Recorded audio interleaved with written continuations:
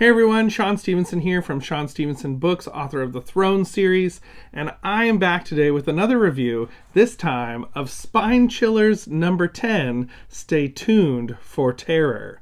Will their screen test turn out to be a scream test? Find out in Stay Tuned for Terror by Freddie Katz, book number 10 in the Spine Chillers Mysteries series. So Spine Chillers Mysteries, or aka Spine Chillers, the title was later changed in the market to make it a little more mystery focused than spooky focused, but this series is a Goosebumps ripoff that came out in the 90s. So it has all that 90s nostalgia that you're looking for. It references Walkmans and CD players with anti-skip protection and all that kind of stuff. That's just a lot of fun to read about in these books and takes you back to those 90s days if you lived through them, or if you never visited them, then you can through these books.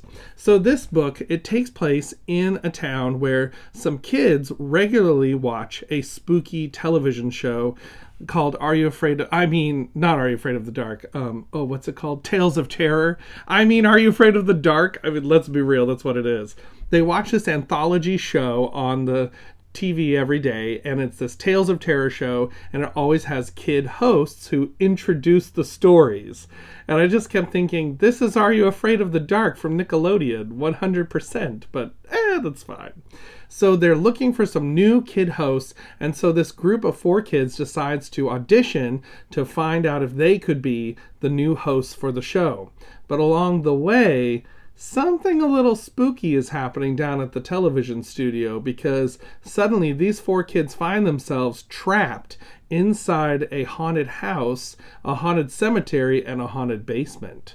Will they be able to get out and audition for the show, or is this all just a big audition from the beginning? You have to read to find out, because this is a no spoiler review. Reading this book, this is my 10th Spine Chillers book that I've read.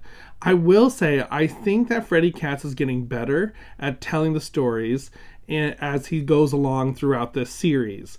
And the books are getting better. However, I am a little sad that there's so many main characters. This happened in the previous Spine Chillers book, the Tuck Me In Mummy book number 9 in the series, which I have a review for on the channel if you want to check that out. But this happened in that book as well. There were 4 main characters, and it was hard to keep track of who was who throughout the book. I could not remember the names of the characters, and this book is no different. It was very difficult to follow along with, wait, who's related? Are these 2 friends, or are they siblings? What's going on here?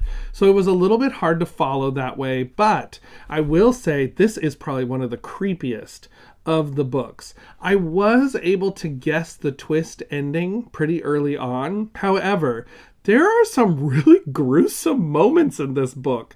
There was a couple of spots I actually read out loud to my wife, because I said, you have to listen to this. This is so disturbing. There were a couple of very disturbing scenes, and I thought, well, that's very gory.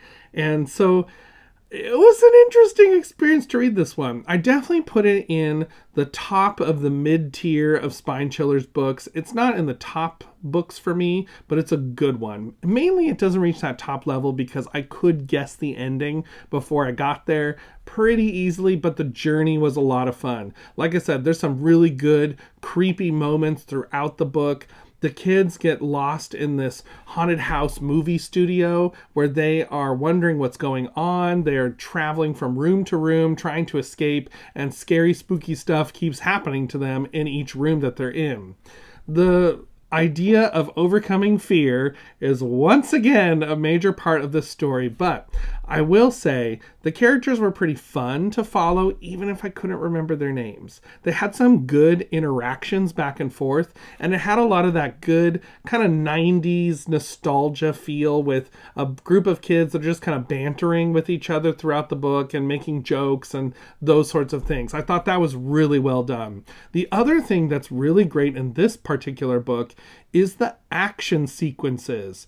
There are quite a few action scenes throughout this book that are really well written. There is a scene early on where the kids are traveling through this graveyard and hands start poking up from the dirt and there's kids falling into an open grave. Like, it just never stops. It's a lot of fun. It keeps going and going, and it was easy to follow the action.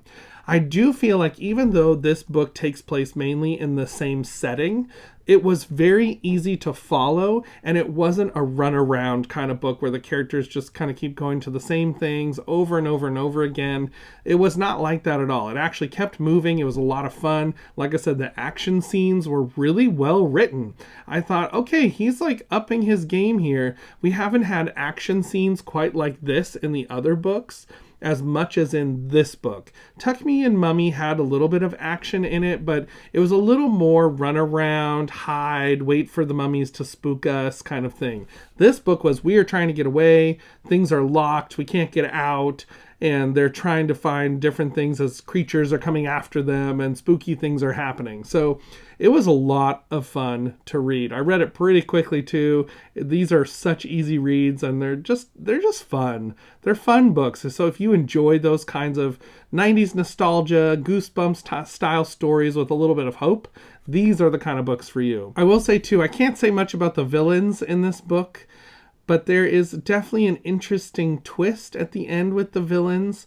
The villains that are creatures in the story are pretty scary, and this one I would say is a little more frightening than some other books that are in the Spine Chiller series. Like I said, there's a little bit more scariness to it, which I thought was different for these books, and I think by book 10 you need something a little different like that. So overall, I give this book a 3.5 stars out of 5. It was a lot of fun to read, a good journey, lots of adventure, and it had some good scary moments. Like I said, a little more on the disgusting side with a couple of the scary moments, but it is a fun read that I highly enjoyed. So, have you read Spine Chillers number 10? Stay tuned for terror. If you have, let me know in the comments below. I'd love to hear about your experience with the book, or if you've read any in this series.